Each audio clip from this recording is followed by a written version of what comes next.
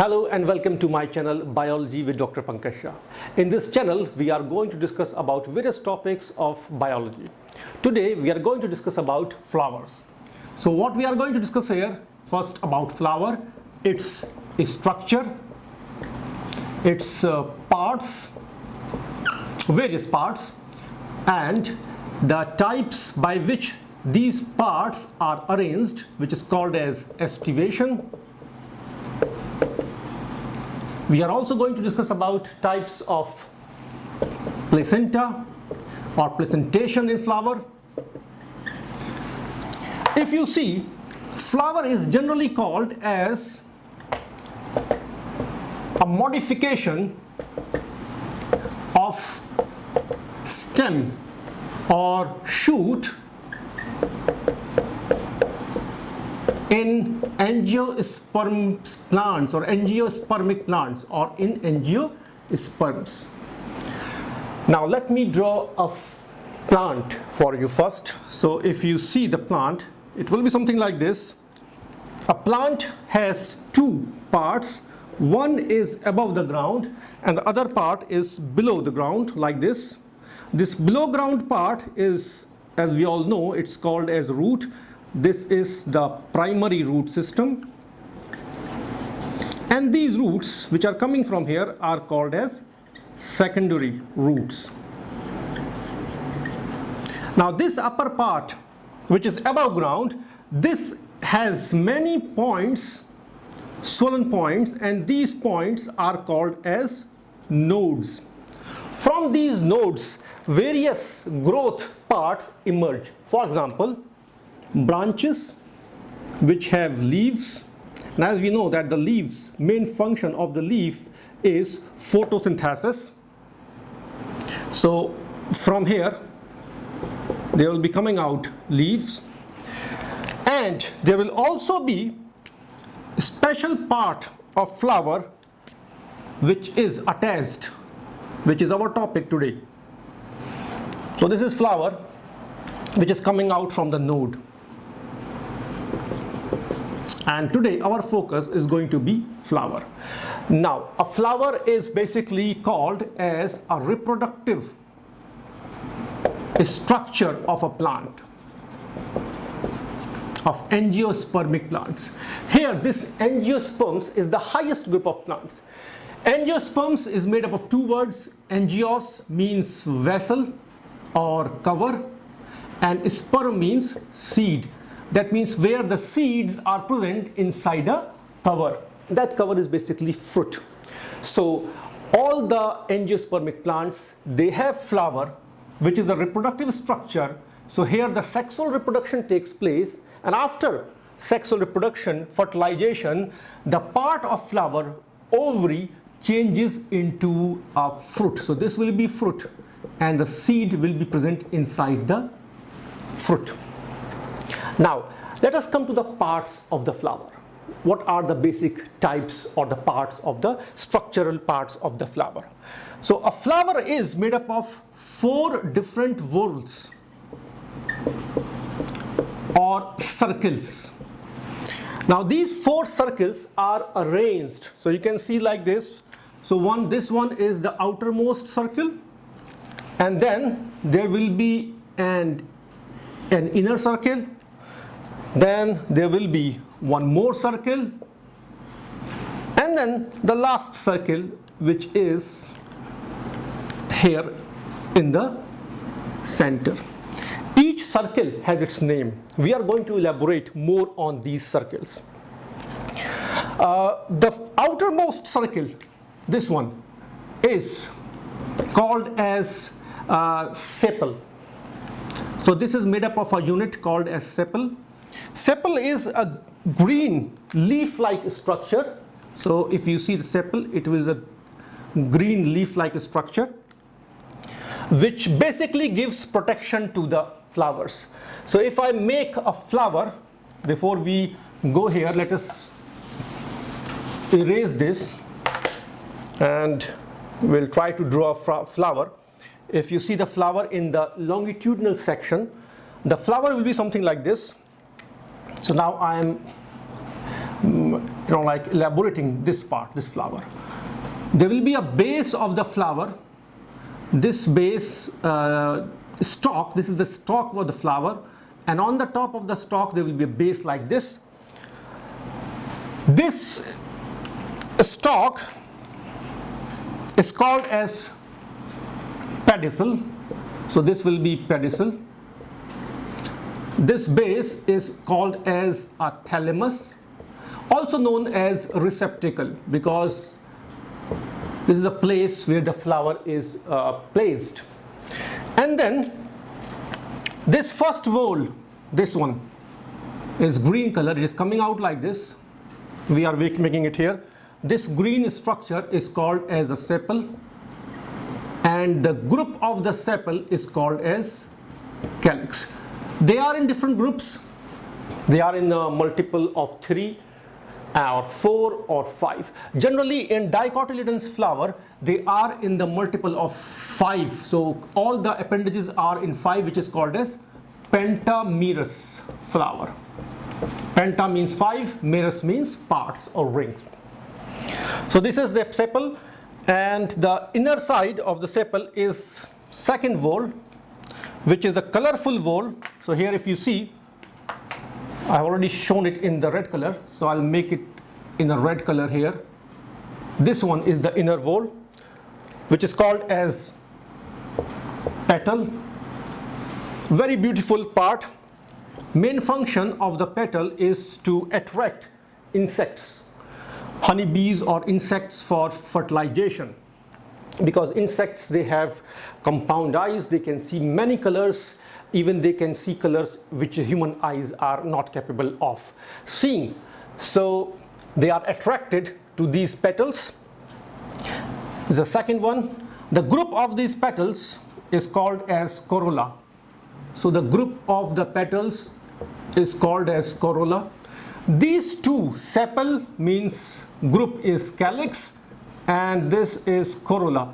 These both outside structure, these both outside structures are helping structures or accessory structures.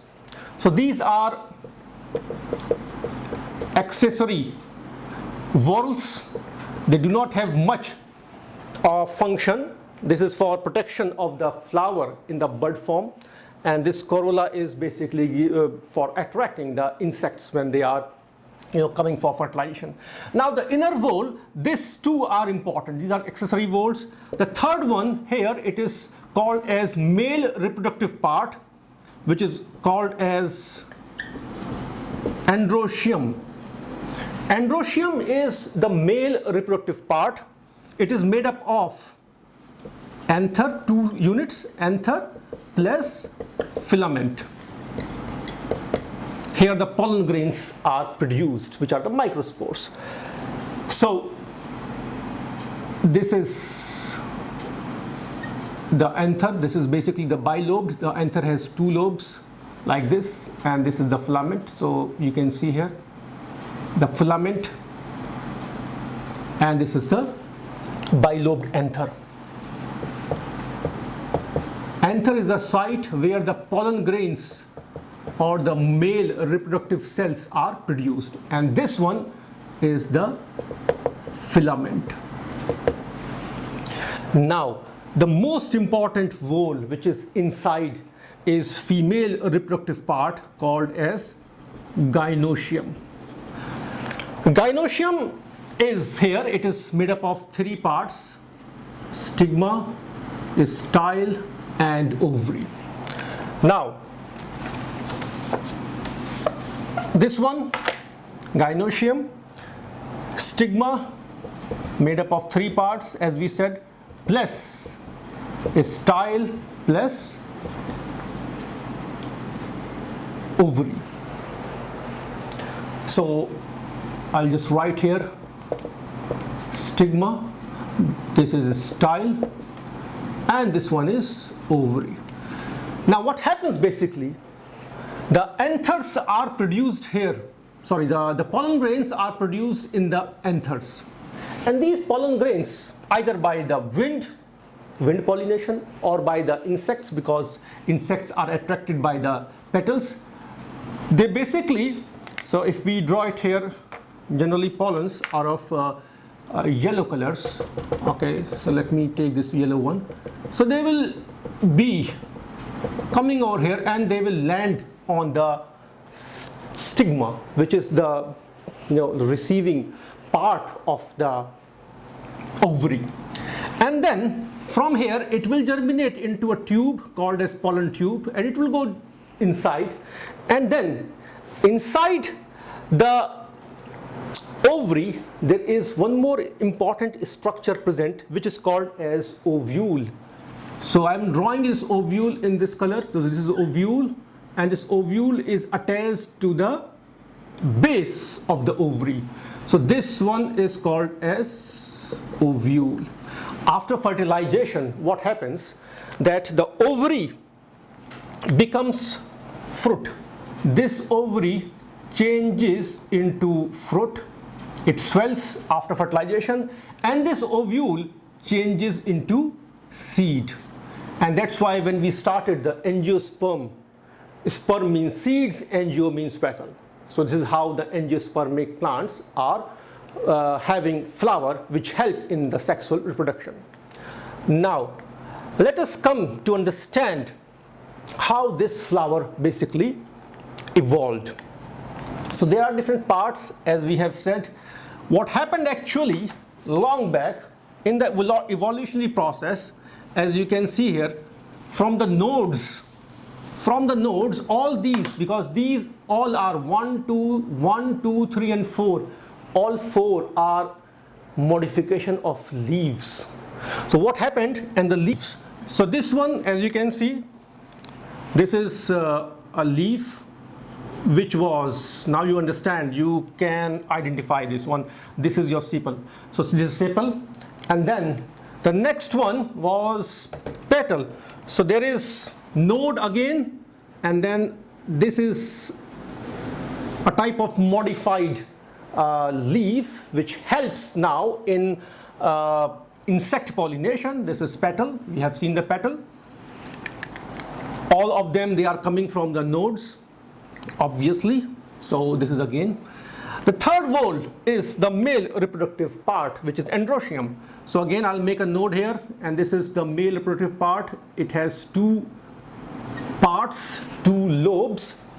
This one is anther, which is bilobed. So it is bilobed, and then there is a filament which connects this part to the plant. This is the male part, anther and filament.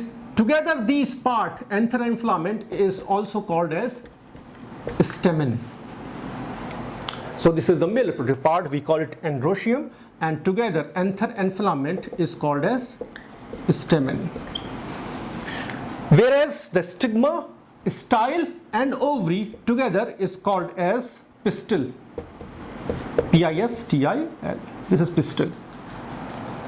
Okay, so we have 4 whorls. The last whorl is the ovary, and then this is the stigma, this is style, and this is ovary. And inside the ovary there is ovule. Ovule is attached.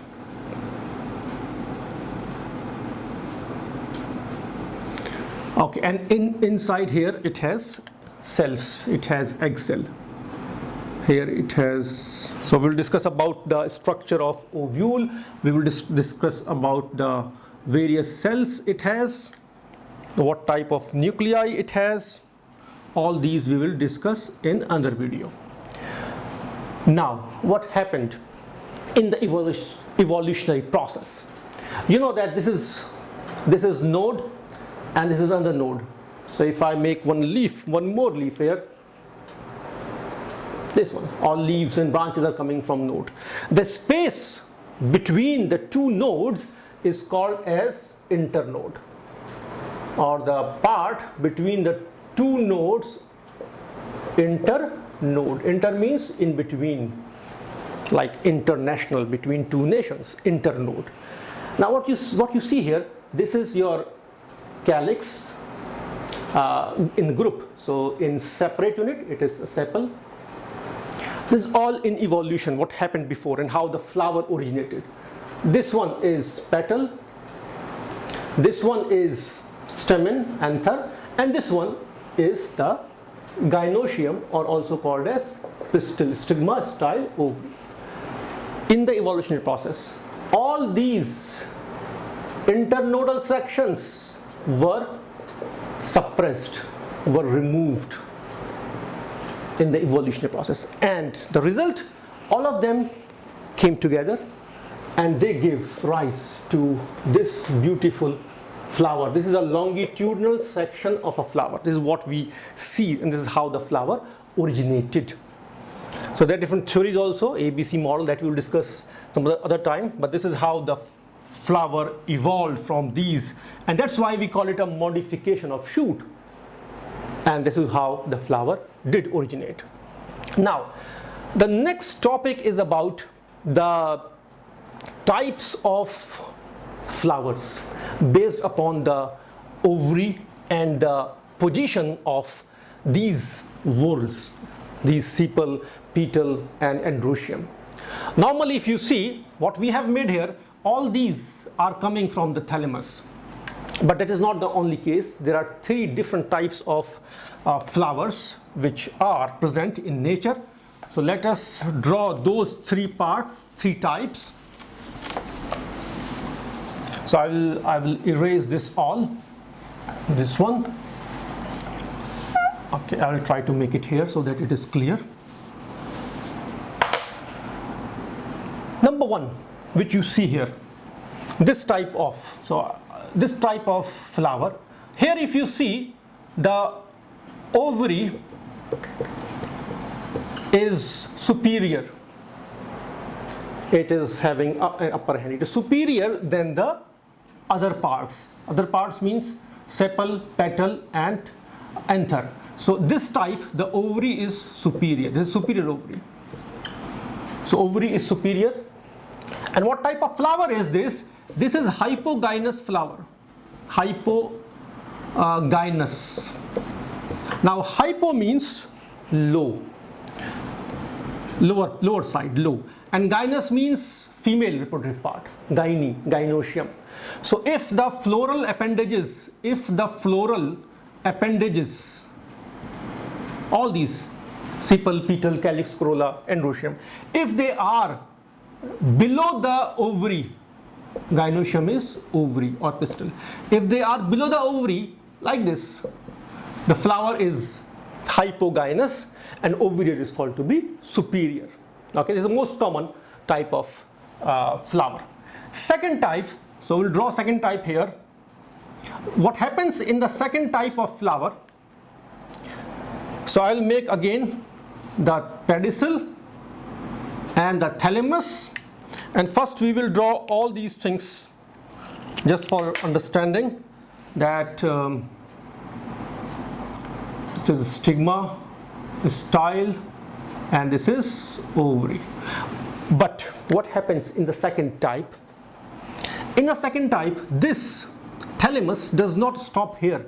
It tries to go up. It tries to go from both sides towards the ovary, to the periphery of ovary. So it will be going like this, and it will be stopping at midway, something like this. So it is type of surrounding or towards periphery. So this type of flower is called as perigynous flower. So here, so this is hypogynous. This is, because this is from the periphery, this is called as perigynous. And here the appendages, obviously appendages will be coming out from here. This is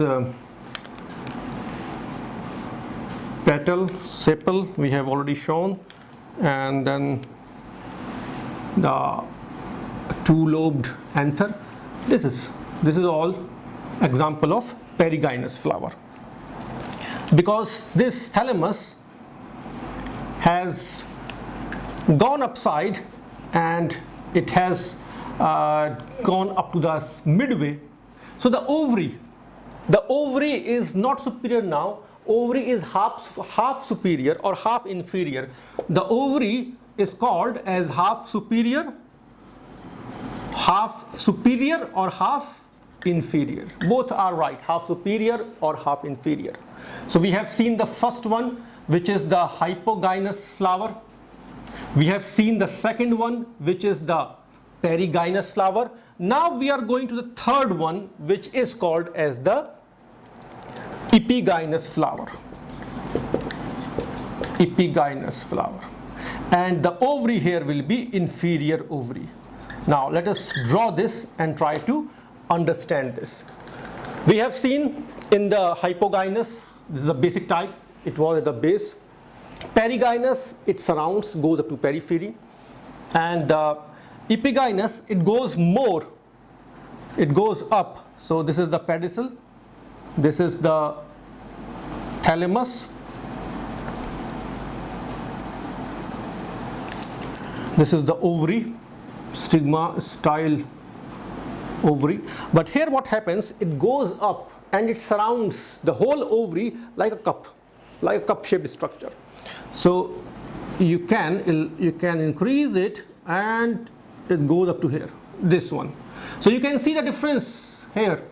The thalamus is here, the thalamus is middle way, halfway, periphery, perigynous, and here the thalamus completely surrounds the ovary. This is the complete surrounding of ovary. This ovary is down inside. Now ovary is inferior. Why inferior? Because the floral appendages, all these, they are now, if you see the location, their position, they are above the ovary. So if you see, they are above the ovary, and this ovary is called as inferior ovary. The ovary is inferior. This was half inferior or half superior. This is inferior ovary, and it is called as epigynous. Epi means upside, like epidermis. Dermis is skin, so epidermis, outside. So this is epigynous is ovary, gynoecium. So all the floral parts are coming from the upside of ovary. So that's what we will draw again here, means the second part will complete this one, this diagram. This, you know now, this is the calyx, sorry, this is the red color. So this is the corolla, and here this is going to be the androecium. So these are the three types we have seen. Number one is hypogynous, hypo below. Number two is perigynous, around both sides, periphery. And number third one is epigynous. It is found in some flowers like in Rosaceae family or apple, where the fruit. So normally what happens, this ovary will give rise to fruit. Here also ovary will give rise to fruit, but here in this case the ovary will not be a true fruit. The part which we eat is from thalamus. So basically the part which we eat is from the thalamus. We will discuss this in another video where we are going to discuss in detail about the fruits. But for information, the epigynous inferior ovary is found in Rosaceae family, rose family. Example is apple. And the fruit which we eat, it is also called as a false fruit. So that's why the fruit of apple is called as a false fruit. We do not say it a true fruit, because but example of this type of fruit, pear, apple, all these fruits. And normally, as I said, when we eat the part which is the fleshy thalamus, which is not the ovary exactly, ovary is in the middle, which we do not eat in the apple, and that's why it is also called as a false fruit. More details about all the fruit types, simple, aggregate, or other types of fruits where drupe, berry, and hesperidium, all these we will discuss in another video where we start about the fruits, formation of fruits, their types, and their classification. So up to now we have discussed about the ovary. Now Okay friends, so here we finish our flower today. This is just again the detailed description of flower, as we have discussed how the flower originated or evolved. The leaf parts they modified, because in the beginning we say flower is a modified stem or modified shoot. So all those leaf-like structures, as we saw, they like see first whorl. This is the first whorl, sepal. The group is Calyx. Second is the colored one, which is more discolored because it is for attraction purpose. It has more anthocyanin pigments, which gives coloring, like texture or the color to the petal. It has sometimes nectary glands also in the flower, so that the insects they come in search of the nectar for food or other purposes, and then they do help in the fertilization. We will discuss about the fertilization in detail in another video, where we will also discuss about the microsporogenesis and megasporogenesis in detail. So you can see here, this is the pedicel. Once again, just a quick review. The pedicel is the base of the flower, and this is the thalamus, which is also known as the receptacle, where the flower is seated. The first whorl is sepal, which is the group is called as Calyx. And the inner whorl here is the second whorl is petal, which is the colorful structure. Third, these two, as we said, these are the helping whorls.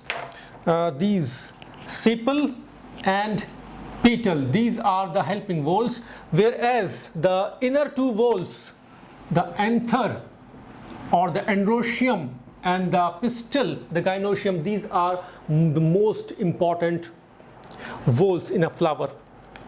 The role of calyx is to protect the flower when it is in the bud form. So when you see the bud, the green structure, leafy structure is the calyx together. It is fused. It is basically closing the inner side flower, which will open, or the inner side bud. So this is stigma, this one, and this is the receiving end of the anthers, or the pollen grains, which are coming from the anthers, or the microspores, which will change into pollen grains. As I said, we will discuss about microsporogenesis process, and they will land here. They will be making a tube. We will discuss it, will be in the next video. And this is the general layout of the ovule. If you see the inside structure of ovule, it has 8 nuclei with the 7 cells. 1, 2, 3, 4, 5, 6, and the 7th is this cell, which you can see here. This one is the egg cell. So this is the ovule, the basic parts of the flower, and that's it. We finish this video about the flower. I hope that all the discussion which we have done with you, which I have done with you, from the evolution of flower and the coming closing of these leaf-like structures and the role of flower, is clear to you, and hope that you will be able to do practice of this, and it will be easy now, that because all those things we have covered here. And please like, comment, share and subscribe my channel for more interesting videos on all the aspects of biology, because there are many more videos are yet to come. So you will be updated with all these things. And as I said, I will also be discussing the techniques or the tricks, so that you can also understand the concept and remember it forever. Thank you very much. Stay healthy, stay safe, and study well.